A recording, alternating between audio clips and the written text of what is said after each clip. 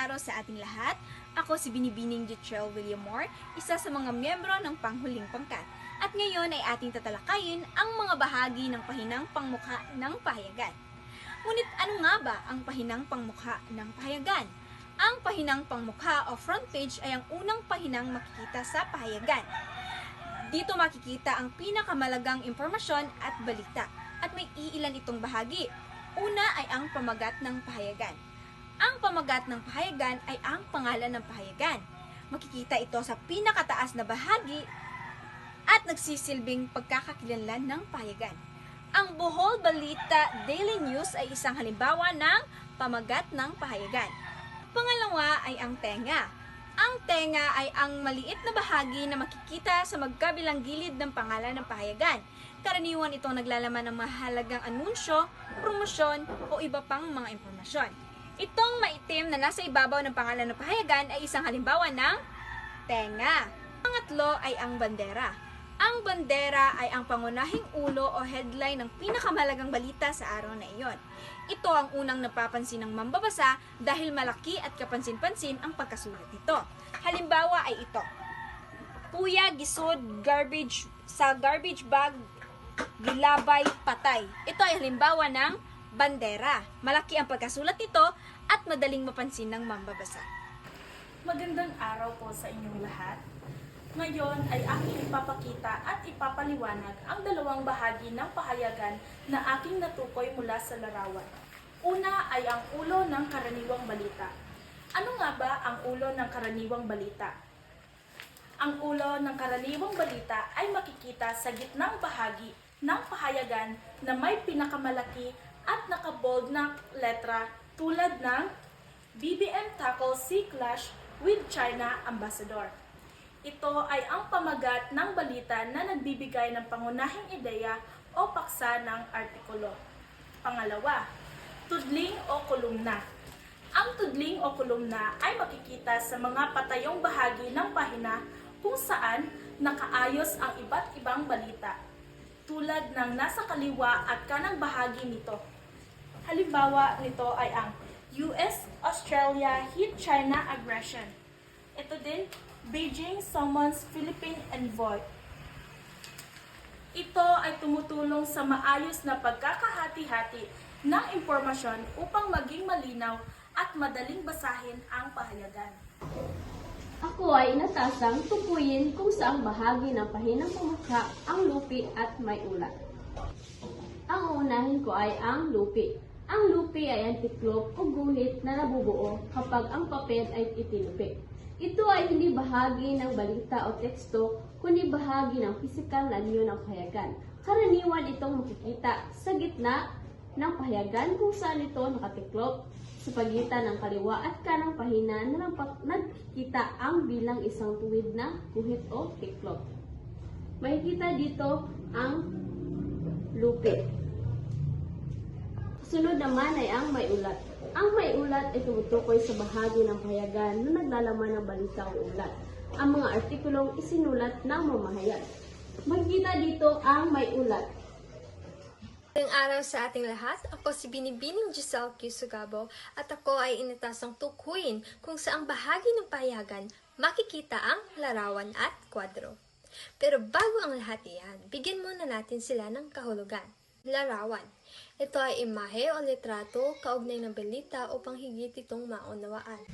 Kwadro. Ito ay bahaging napapalibutan ng linya upang bigyang diin ang isang mahalagang impormasyon sa balita. Sa pahayagan na ito, dito natin makikita ang larawan. Ang isang lalaking nakaturo sa kanal, si Congresswoman Aumentado at si Willie Ramos-Sola at ang maliit na ube at larawan ng Lobo River. At sa kwadro naman, dito natin makikita sa ilalim na pahina ang Boholay, Chikosh, BPI. So dito natin sila makikita.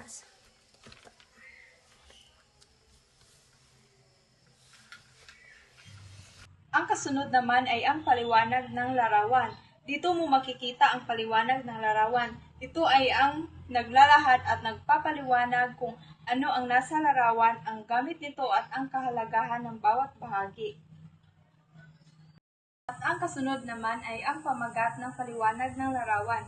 Dito mo makikita ang pamagat. Halimbawa nito ay ang Panglao Councilor questions legality funding of 500 million pesos municipal hall.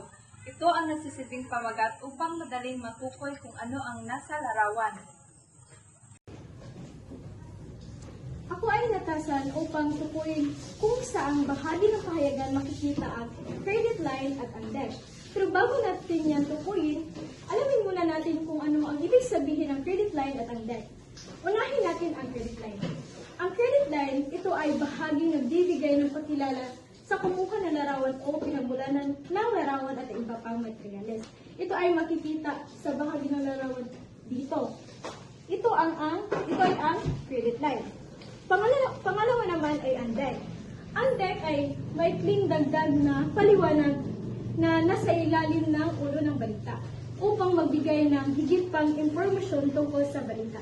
At ito ay makikita sa ilalim ng ulo ng balita dito.